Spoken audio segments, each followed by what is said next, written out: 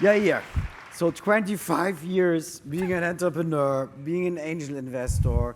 When we go around the conference and Israelis see you and they haven't met you, they treat you a little bit like a like a messiah of digital, I would say. Now, what has changed over the 25 years? And we had a bit of a chat yesterday already, but what is going on right now? There's a lot of movement, right?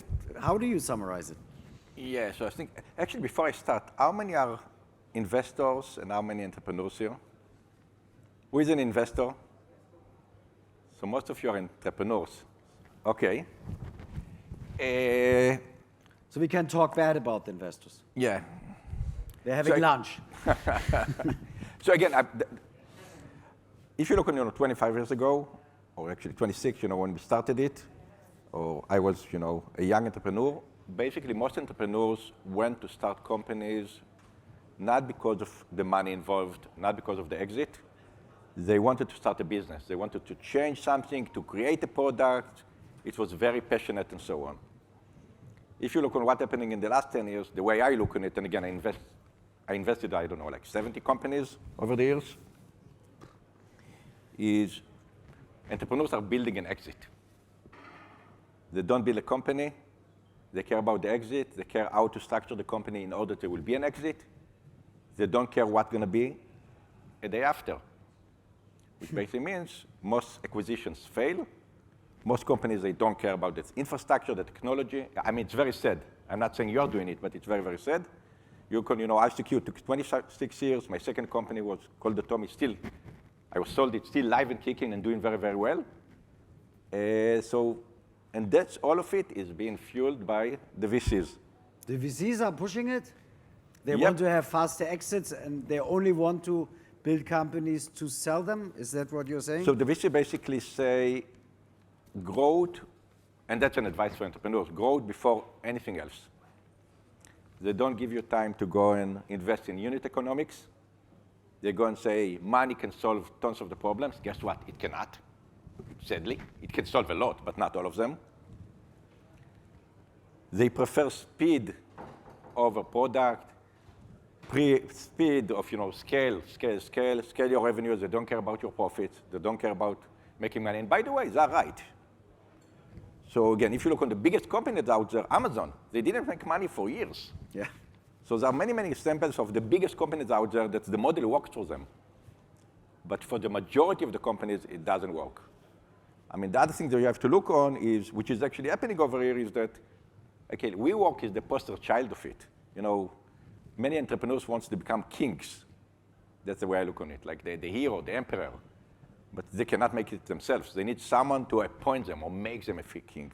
And that's what the VCs are doing. They put money at them. They invest more and more. They, blowing the bubble. And eventually, we see it now today. It's starting to explode.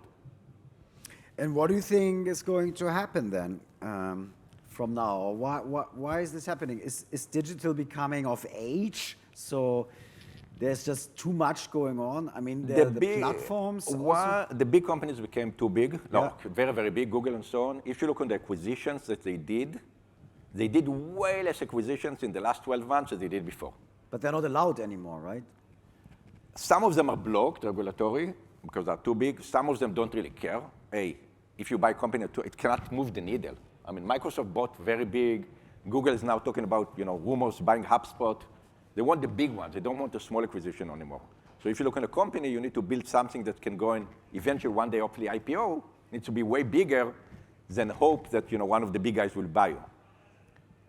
But again, the VCs are, I can tell you a story of my own investment. I invested in a company, seed, did well, got to $7 million in revenue. A big VC, I'm guessing they're outside over here, came and gave us an offer and invested $50 million based on $250. $7 million in revenue, company, 2 years old. I called the VC, and by the way, the entrepreneur raised the money by emailing VCs 1 page, telling them why you should not invest in my company. What? Yes, got 5 term sheets. The company was, doing well. It's on like paper. A love-hate type of situation. Yes. I called the VC. I told him, buy me out. Hey, great, take me. I will give you a discount. I'm out. They refused. So I asked him, how come? Why did you invest? The number, it doesn't make sense. Yeah. That was supposed to invest. They basically told me the same. Our plan is the following. We're going to put $50 million here. We're going to grow the revenue from $7 million to $50 million and lose $50 million. And someone will buy it because we can show that we are growing, very, very fast. The CEO didn't really like it after the effect, by the way. They bought him out. He's the only one that made money out of it. He sold his 30% of his shares. He's a wealthy guy now. Over that, guess what? It didn't work out. They did the round now, a heavily discounted round, and it didn't work out. And it's happening, you see it happening more and more and more. Again, I can see of some of my investments that's just happening, but I can see more and more investment that the VCs killed. And I think that that's something for you entrepreneurs to think about. And you know what? There's a huge difference between the business model of a VC to the business model of an entrepreneur. For the entrepreneur, for myself, it's my only company. I cannot go and waste or spend 10, 12 years, and end up at zero. I spent 10 years of my life over there building it. For the VC, I'm one of, 10 in his portfolio.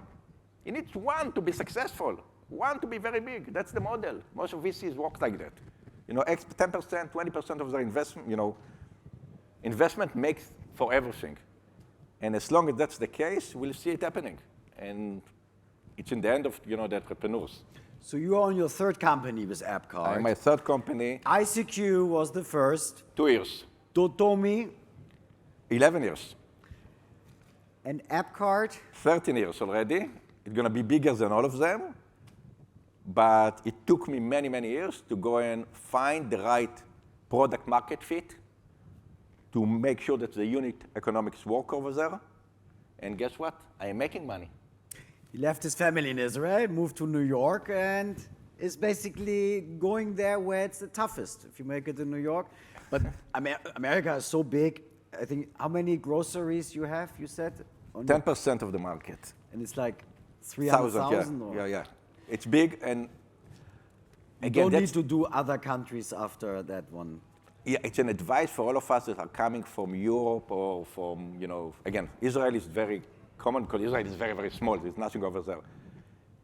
Whoever, it's not like I'm a US fan or anything, but people over here underestimate how big is the US.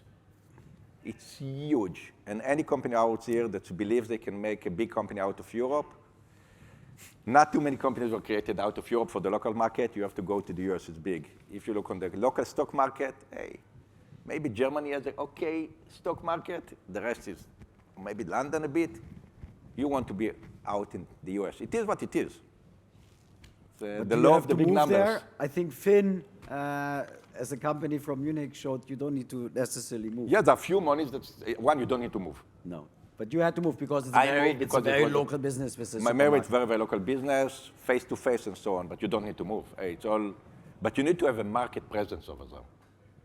And AppCard, is that a transaction or a company some of the people who are enjoying outside lunch should spend some time with? Are you able, or are you open for meetings? I am open for meetings. I'm not necessarily raising money. We don't need really money. We're growing, doing well. But I think that's more than money. It's not purely money. The key is to find the right investor, the right help that will build with you, go with you, and can help you. Okay. Well, James Edition is a company which is also in America. Yep. That's where they have 50% of their business. That's a startup I invested in 15 years ago. That's one you didn't call me. Because it was my accident, actually. Yeah. After the Lehman bankruptcy, it was my first, courageous investment. They're doing extremely well. 15 years later, here we come.